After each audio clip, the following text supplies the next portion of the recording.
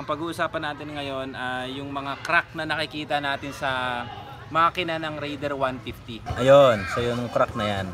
Ito. Yan. Ayan, nakita nyo? Oh, crack din po yan, di ba, sa unang tingin.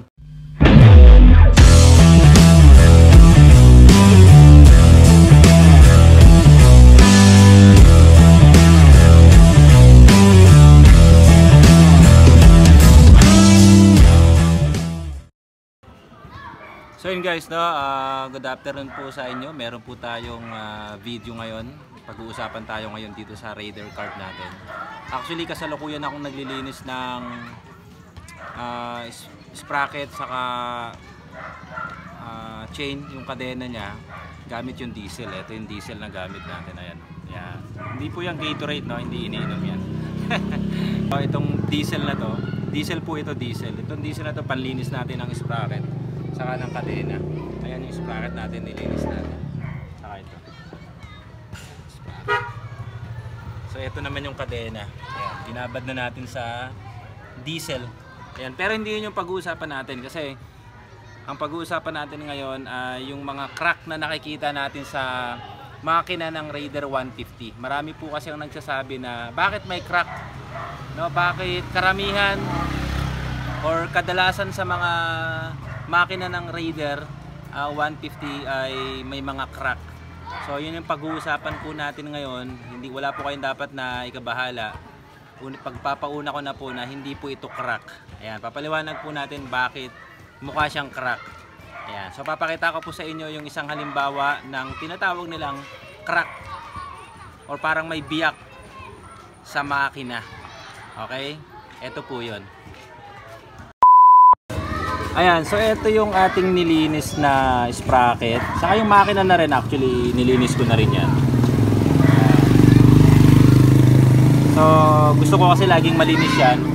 Ito kasi yung bahagi ng motor na na kadalasan na napakadumi talaga kahit maglinis ka ng buong motor. Kahit linisan mo yung buong motor na yan, yung panlabas ng motor malinis. Pero ito yung kadalasan napakadumi. Naiipon kasi yung dumi dyan galing sa kadena. Napupunta dyan, nai-stack. So ito na nga yung pag-uusapan natin, huwag na natin patagalin. So meron kasi ako napansin nga dito na crack dito sa bandang baba ng makina natin. Ayun, yung crack na yun, oh. Yan. Kita nyo ba? Ayan, oh. Ito. Ayun, so yung crack na yan. Marami po, no? Marami pong ganyang crack na makikita sa makina natin. No, hindi ko alam sa ibang makina pero dito sa Raider 150 may makikita kang mga ganyang crack. Ayan. So mamaya sikapin natin humanap pa ng ibang crack. Yung sinasabi nilang crack sa makina ng Raider 150. Ayan. So ito isang mabilisang lang to, video, no, information po. In short po, hindi po ito crack, no? Wala po itong hindi po ito crack na nagmumula sa loob. At hindi rin po ito crack na nagmumula sa labas. Ayan.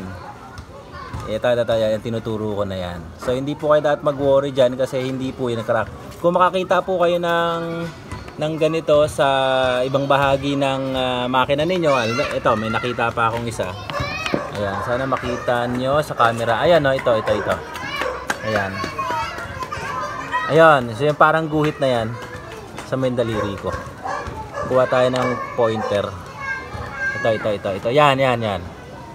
Yan, itong bahagi na to, yan, oh. Yan. Yan, oh, yan. Hindi po yan crack, no? Yan, hindi po yan crack. Sabi nila, bakit ang daming crack ng ng makina ng Raider 150? So guys, hindi po yan crack. Sigurado po tayo diyan, no? Kasi halos lahat po ng makina ng Raider may ganyan. Na may ganyan pong sinasabi nilang crack na yan. Hanggang sa madurog na lang tong makina natin, hindi po yan ang naging cause ng pagkadurog ng makina natin. Kasi hindi naman po talaga yan crack. Ilang beses ko pong sasabihin sa inyo. Okay? So pansin nyo, panlabas lang po yan. Nasa labas lang yan. Paano pong nagkaroon ng ganyan? Sabihin natin hindi crack.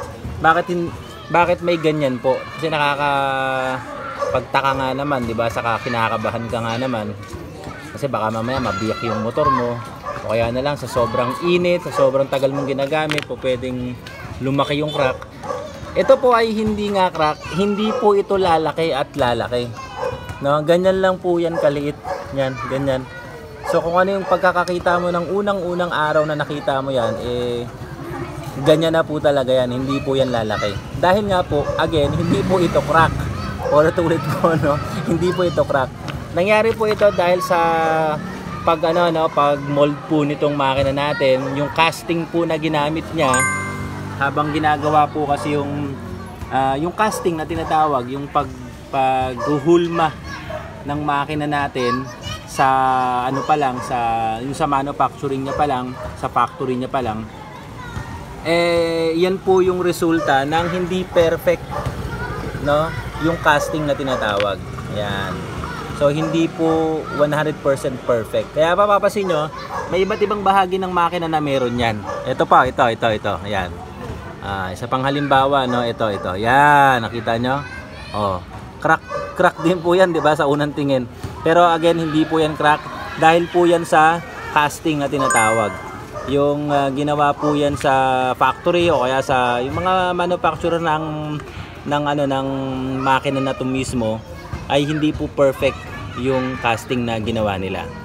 So paghugot nila yun sa pinakahulmahan, gamay ganyan na po talaga. No? So again, no, hindi po yan crack, wala po kayong dapat na i-worry dyan. Pero sa totoo lang, nung umpisa ko nakita yan, dating-dati pa, nung may Gen 2 Raider pa ako, nakakita na rin ako niyan, pero hindi po ito crack. Alright? So yun lang po, no? So hindi po dapat kayo mag-worry kapag nakakita kayo ng sinasabi nilang crack sa inyong Raider makina.